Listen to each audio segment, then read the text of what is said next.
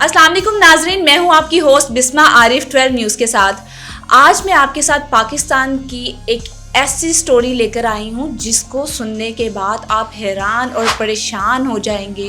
एक ऐसा दिल दहला देने वाला वाक़या जिसको सुनने के बाद आपको अंदाज़ा हो जाएगा कि इस टाइम हमारे अंदर क्या इंसानियत बाकी रह गई है। चलिए आइए आगाज़ करते हैं इस स्टोरी का। पाकिस्तान का एक ऐसा शहरी जो कि बैरून मुल्क से जब वापस आया पाकिस्तान 11 साल बाद, तो उसके अपने सगे भाइयों ने उसको पहचानने से इनकार कर दिया। देखिए कि अपने सगे भाई भी अब सगे नहीं रहे, हमारे अपने सगे भी हमारे अब सगे नहीं रहे। जब पाकिस्तानी शहरी बैरून मुल्क से 11 साल बाद वापस आता है तो वो ये देखता है कि मेरे अपने सगे भाई मुझे पहचानने से इनकार कर रहे हैं। ये वो भाई है जो कि अपनी फैमिली में सबसे बड़ा था और बैरून मुल्क डंकी लगा कर गया। डंकी लगा कर जाने के बाद उसने वहाँ पे जर्मन नेशनलिटी के लिए 11 साल इंतज़ार किया। 11 साल इंतज़ार करने के बाद उसी दौरान उसके पेरेंट्स की भी डेथ हो गई। उसने अपने बहुत सारे लॉस किए।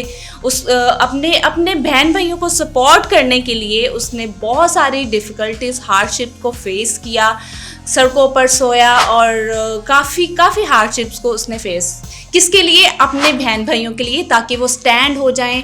उनके लिए सेक्रीफाइस किया ताकि वो स्टैंड हो जाएं और अपना कोई बिजनेस, अपना सब कुछ स्टैंड कर सकें।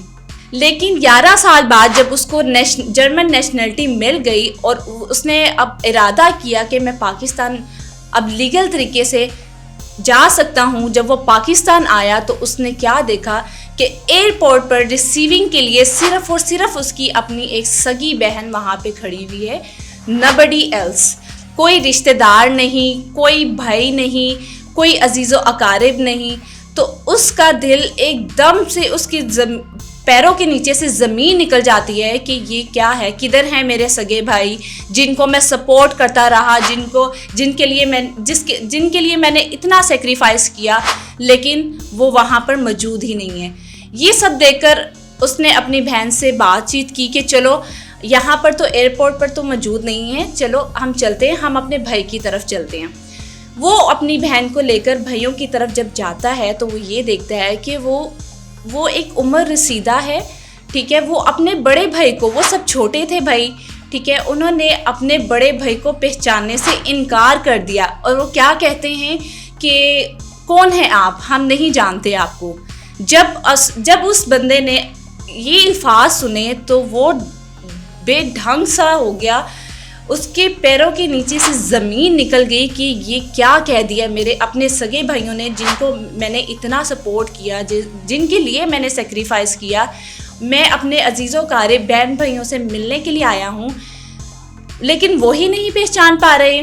तो उसके लिए ये बहुत एक धचका था उसके लिए, कि ये बहुत बुरा था उसके लिए ये सीन। उसी वक्त उसने एक घूंट पानी पिए बगैर वहाँ से वो निकला। उसने अपने एक दोस्त को फ़ोन किया और फ़ोन करके उसने ये बोला कि मेरी वापसी की टिकट करवाएं और मैं अब वापस जाना चाहता हूँ। तो यहाँ पे ये देखा जाता है कि आजकल जब उसने ये देखा कि मेरे तो सगे भाइयों का खून सफ़ेद हो चुका है, तो यहाँ पर रुकने का कोई फ़ायदा नहीं है। तो उसने ये डिसीजन लिया कि I have to go back to Germany. तो उसने अपने दोस्त से फ़ैसला ये किया कॉल पे कि भाई आप टिकट करवाएं ताकि मैं वापस जा सकूं। ये था उसका फ़ैसला, आखिरी फ़ैसला, कि उसने ये फ़ैसला किया कि अब मैं पाकिस्तान, यहाँ पे मेरा कोई भी नहीं है, कोई जीज़ो कारिब नहीं, इवन सगे भाई भी नहीं, नोबडी एल्स, नो पेरेंट्स। तो उसने ये फ़ैसला किया कि अब मैं गया तो अब मैं वापस नहीं आऊँगा। तो ये थी नाज़रीन स्टोरी, जो कि एक दिल दहला देने वाली स्टोरी है। अगर आप इसको डीप डाउन जाके देखें, दैट इज़ नॉट फेयर। आपको भी रियलाइज़ होना चाहिए कि हमारे जो भी अजीज़ो कारिब इस टाइम बैरून मुल्क बैठे हुए हैं, अब्रॉड बैठे हुए हैं, ठीक है, आप उनको सपोर्ट करें, उनसे प्यार करें, उनको डेडिकेट, उनको मोटिवेशन दें कि आप वहाँ पे हमारे लिए इतनी एफ़र्ट्स कर रहे हैं, वो अपने दिल और जान से वहाँ पे बैठ के वो सब कर रहे हैं, अपना सब कुछ सेक्रीफाइस करके वहाँ पे काम कर रहे हैं, लेकिन जब वो आते हैं वो इन रिटर्न आपसे अफेक्शन, लव, ये चीज़ें जो है एक्सपेक्ट कर रहे होते हैं, जो कि हमें उनको प्रोवाइड करनी चाहिए।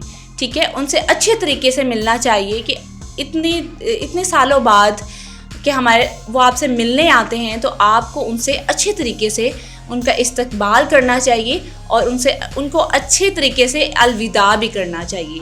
तो नाज़रीन, ये थी आज की स्टोरी। इसी के साथ साथ मैं अपनी व्लॉग का एंड करती हूँ। मुझे दीजिए इजाज़त, मिलते हैं नेक्स्ट व्लॉग में। ओके, अल्लाह हाफिज़।